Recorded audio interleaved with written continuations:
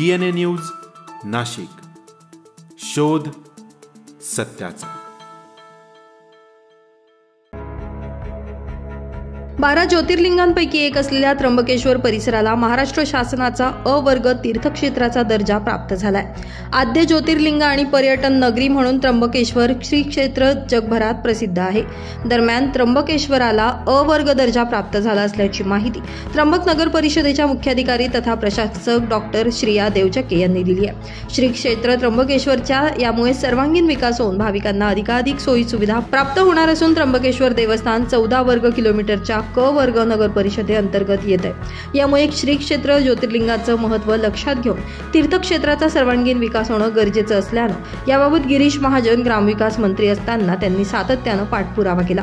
अखेर या पाठपुराव्याला यश आलं असून या निर्णयामुळे काशीच्या धर्तीवर त्र्यंबकेश्वरला देखील विकास निधी मिळण्यासाठी मदत होणार असल्याची माहिती त्र्यंबकेश्वर विश्वस्त आणि नगर परिषद मुख्याधिकारी यांच्याकडून देण्यात आली आहे। दरम्यान त्र्यंबकेश्वराला अ दर्जा प्राप्त झाल्यानं त्र्यंबकवासियांमध्ये आनंदाचं वातावरण बघायला मिळतंय।